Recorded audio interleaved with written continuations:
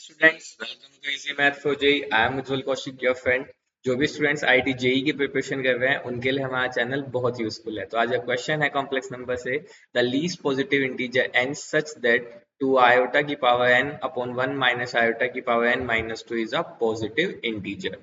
देखो, throughout the complex number जब भी आपको क्वेश्चन में 1 प्लस आयोटा या फिर 1 माइनस आयोटा ऐसी टर्म दिख जाए तो मेजॉरिटी ऑफ द टाइम हम उसका होल स्क्वायर करके आगे क्वेश्चन में प्रोसीड करते हैं। क्यों? क्योंकि देखो, जब मैं इसका होल स्क्वायर करूंगा तो it is 1 plus iota square plus 2 iota. Iota square की वैल्यू -1 होती है तो इट इज क्या हो जाएगा 1 -1 प्लस 2 आयोटा।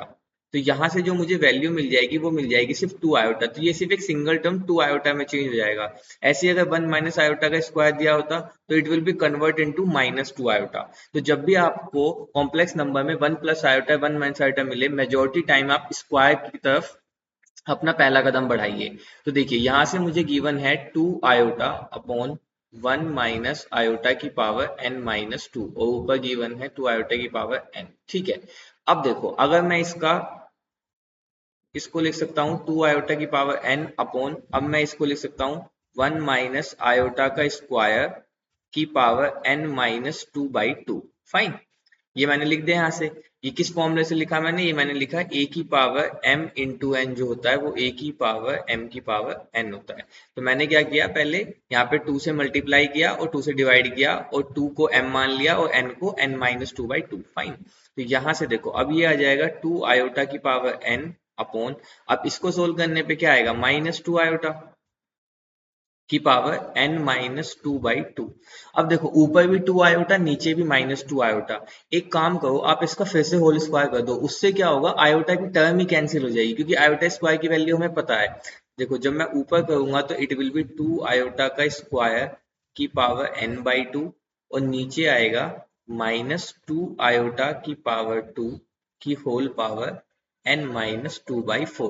क्योंकि देखो, अब की बात 2 से गुणा 2 से भाग, तो भाग वाले में 4 हो जाएगा। तो देखो, अब ये क्या बन जाएगा मेरा, ये बन जाएगा 2 दूनी 4 और आयोटा स्क्वायर की वैल्यू -1।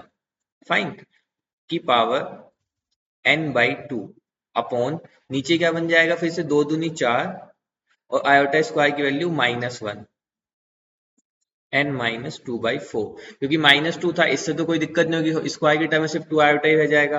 तो देखो, अब ये मेरा रिड्यूस हो गया किसमें, अब मैं इसको ले सकता हूँ टोटल -4 की पावर n/2। अब मैं इस पावर को ऊपर ले आया तो -n-2/4, this is equal to -4 की पावर, अब देखो 4 हमने एलसीएम ले लिया तो यहाँ पे आया 2n माइनस n प्लस 2। तो यहाँ से आया -4 की पावर n+2/4। अब देखो, मुझे चाहिए क्या था कि ये एक पॉजिटिव इंटीजर आए। तो चलो, अगर मैं लेट करता हूं कि n मेरा जो है 1 है, अगर मैं n को 1 मानता हूं तो 3/4 ये तो इंटीजर ही नहीं आएगा। अगर मैं n को 2 मानता हूं तो 4/4 तो पावर 1, लेकिन नेगेटिव आएगा। 3 मानता हूं तो अगेन इंटीजर ही नहीं आएगा। 4 मानता हूं 6/4 नहीं। 5 मानता हूं 5 + 2 7/4 नहीं।